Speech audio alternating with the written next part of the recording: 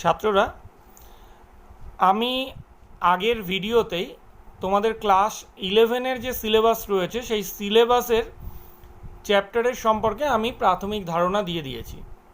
কী কী chapter রয়েছে আমাদের সিলেবাসে, তার সাথে সেইগুলোকে কোন কোন ইউনিটে ভাগ করা হয়েছে, কোন কোন ইউনিট সবথেকে বেশি গুরুত্বপূর্ণ ইত্যাদি বিষয়ে আমি তোমাদের সঙ্গে আগের ভিডিওতেই আলোচনা করেছি। এবার আমি তোমাদের যে সিলেবাসটা সেই সিলেবাসটা এবার শুরু করব। তো প্রথমত আমি আজকে শুরু করব ইউনিট 1-এর প্রথম চ্যাপ্টার, একদম সহজ চ্যাপ্টার, প্রথম চ্যাপ্টার দিয়েই শুরু হবে। চ্যাপ্টারটার নাম হলো জীবনের বিজ্ঞান। তোমরা ইতিমধ্যে সেই সিলেবাস সংক্রান্ত যে ভিডিও তার মধ্যে দেখেছো ইউনিট 1-এর প্রথম চ্যাপ্টার জীবনের বিজ্ঞান। তো জীবনের বিজ্ঞান পড়তে গেলে সবার আগে আমাদের যেটা জানতে হবে সেটা হলো জীবন কি।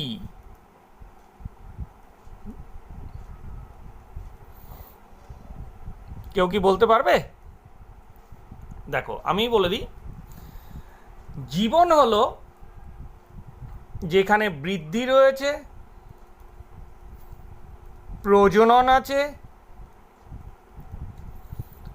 পরিব্যক্তি বা যাকে আমরা বলি মিউটেশন, বিবর্তন আছে,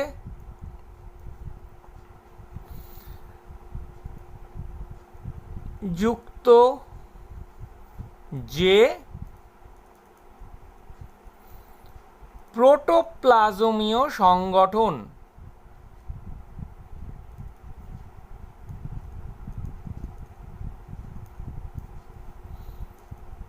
বা সজীব বস্তু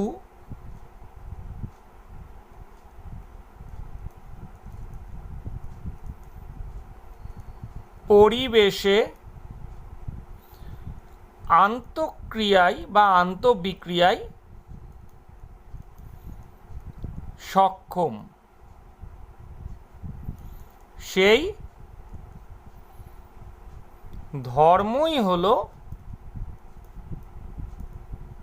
জীবন। তাহলে জীবন কি? বৃদ্ধি, প্রজনন, পরিব্যক্তি, বিবর্তন যুক্ত যে প্রোটোপ্লাজমীয় সংগঠন বা সজীব বস্তু পরিবেশীয় আন্তঃক্রিয়ায় সক্ষম, সেই ধর্মই হলো জীবন। এবং এই ধর্ম যার মধ্যে দেখা যায় সেই হলো জীব। অর্থাৎ জীবের মধ্যেই জীবন থাকে। এবার দেখে নেওয়া যাক এর জন্য কি কি শর্তাবলী প্রযোজ্য। এরকম প্রধান কয়েকটি শর্তাবলী বা জীবনের প্রধান কয়েকটি বৈশিষ্ট্য আমি আলোচনা করব। জীবনের বৈশিষ্ট্য।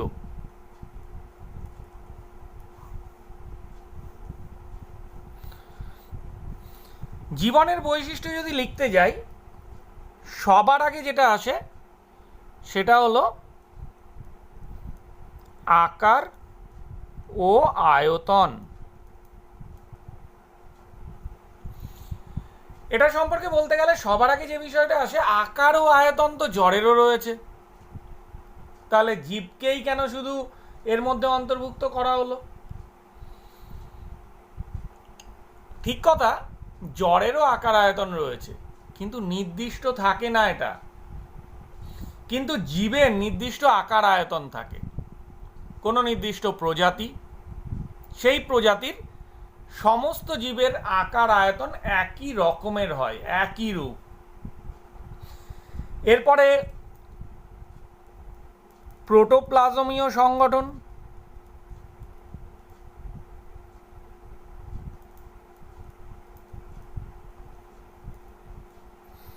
তারপরে উত্তেজিতা,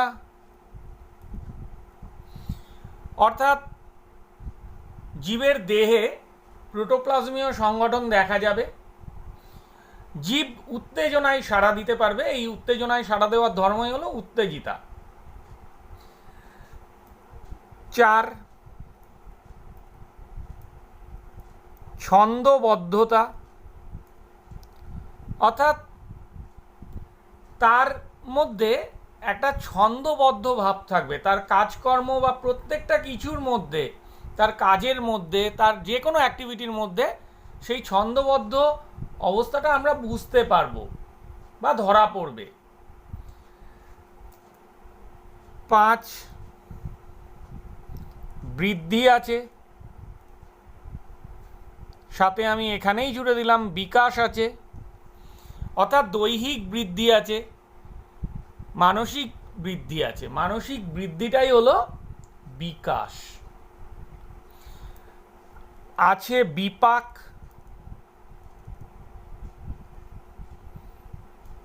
আছে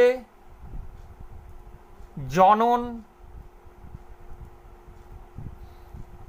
আছে চলন গমন ইত্যাদি বিষয়গুলো আমরা আগেই পড়েছি, ধারণা আছে। অর্থাৎ জীবের নিজস্ব বিপাক ক্রিয়া থাকবে, তার দেহে বিপাক ক্রিয়া সংগঠিত হবে, জনন প্রক্রিয়ার মাধ্যমে সে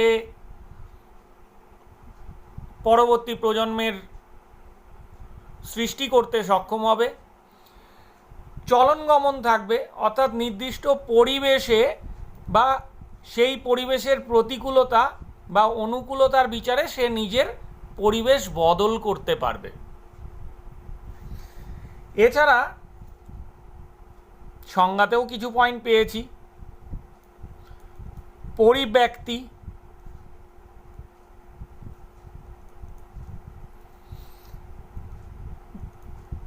প্রকরণ, বিবর্তন, জীবনচক্র ইত্যাদি। তাহলে পরিব্যক্তি বা মিউটেশন থাকবে, পরিবেশীয় প্রভাব বা কোনো আকস্মিক কারণের জন্য জিনের আকস্মিক পরিবর্তন ঘটতে পারবে। প্রকরণ থাকবে, দুটি জীবের মধ্যে সম্পূর্ণ বা আংশিক ভেদ থাকবে।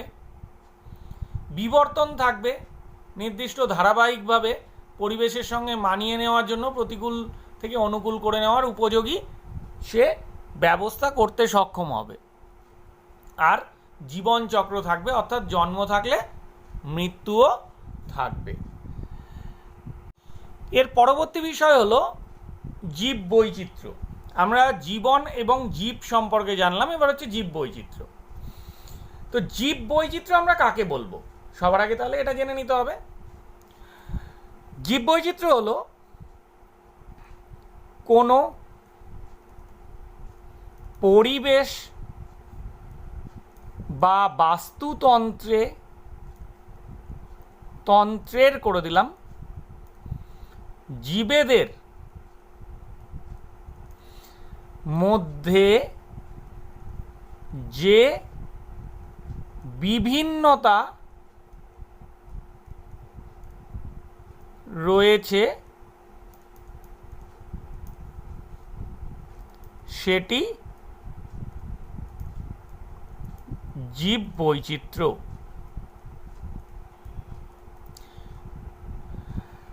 তাহলে জীব বৈচিত্র্য হলো বিভিন্ন বাস্তুতন্ত্রে যে জীবগুলো রয়েছে তাদের মধ্যে থাকা যে বিভিন্নতা, সেটি হলো জীব বৈচিত্র্য।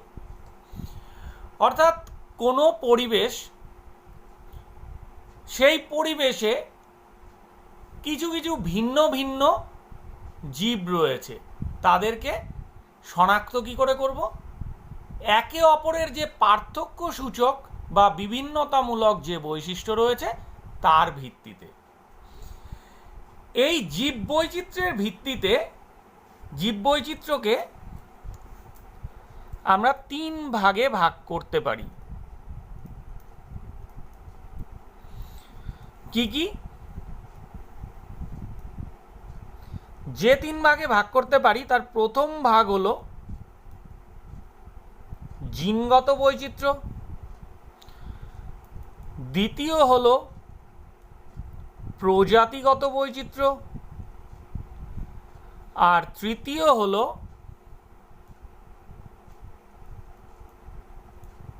বাস্তুতান্ত্রিক বৈচিত্র্য। প্রথমে আসছি জিনগত বৈচিত্র্য। জিনগত বৈচিত্র্য কি? প্রত্যেকটা জীবের যে জীবনের ভিত্তি হলো জিন। এবার একটা প্রজাতি, সেই প্রজাতির সঙ্গে অন্য প্রজাতির যে জিনের যে পার্থক্য, যা আমাদের চারিত্রিক বৈশিষ্ট্যে পার্থক্য আনে, তাকেই আমরা বলি জিনগত বৈচিত্র্য। অর্থাৎ দুটি প্রজাতির মধ্যে যে জিনের ভিন্নতা, সেটি হলো জিনগত বৈচিত্র্য।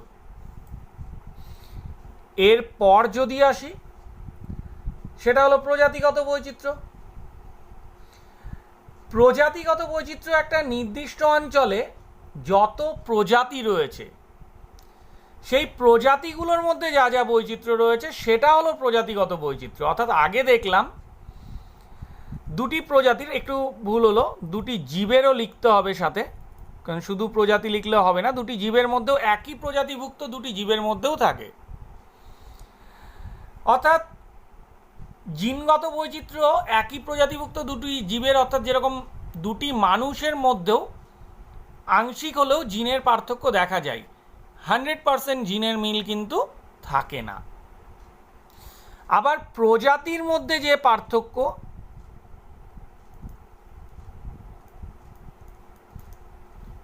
সেটি হলো প্রজাতিগত বৈচিত্র্য।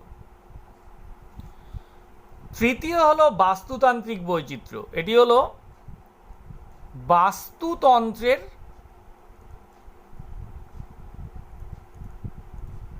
প্রজাতি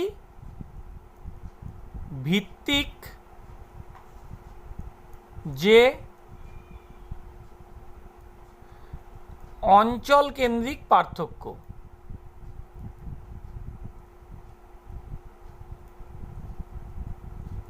কেমন? এই লাস্টেরটা আবার 3 ভাবে হয়।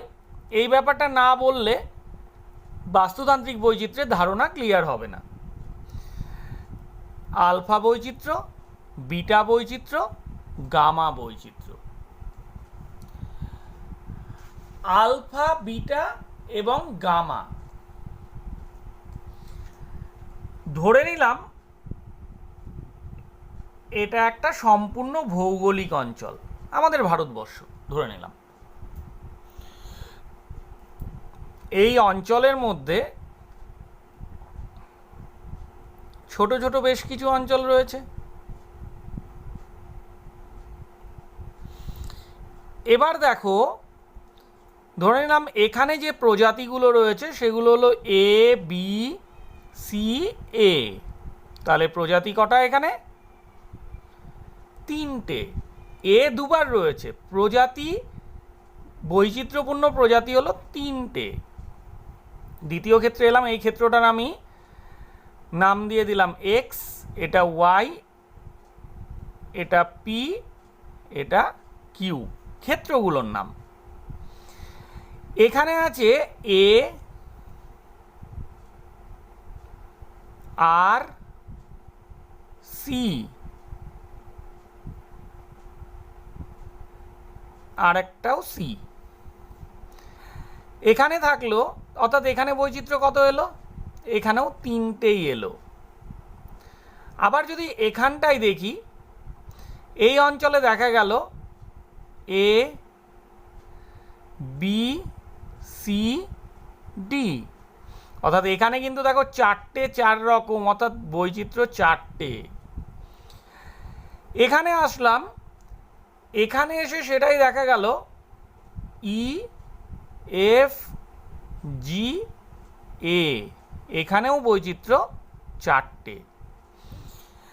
তাহলে এবার এই 4টে অঞ্চলের মধ্যে এইটা সম্পূর্ণ যে ভৌগোলিক অঞ্চলটা, বৃহৎ অঞ্চলটা হচ্ছে গামা বৈচিত্র্য, তো বৃহৎ অঞ্চলে কটা বৈচিত্র্য আছে?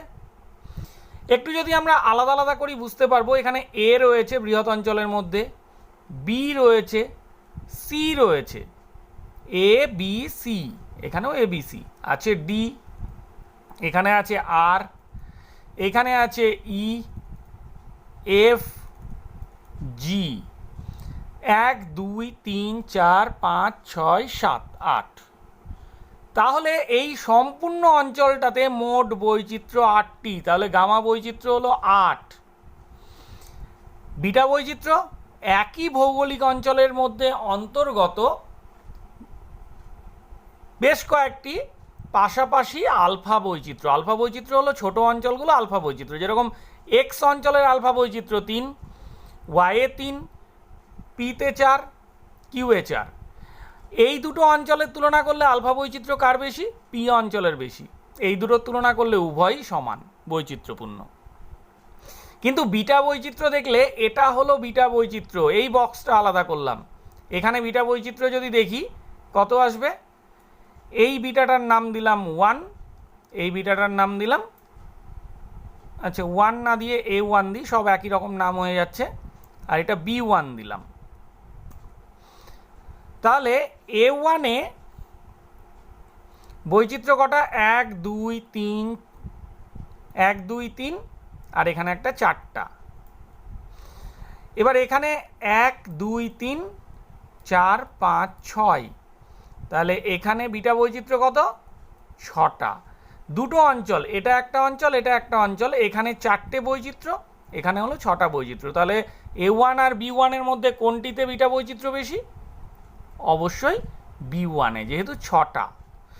গামাতে 8টা বৈচিত্র্য, বিটা বৈচিত্র্য B1-এ 6টা, A1-এ 4টা। আলফা বৈচিত্র্য ইন্ডিভিজুয়াল দেখতে হয়, প্রত্যেকটি ছোট ছোট ক্ষেত্রে 3টে 4টে 3টে 4টে, বিভিন্ন রকমও হতে পারে।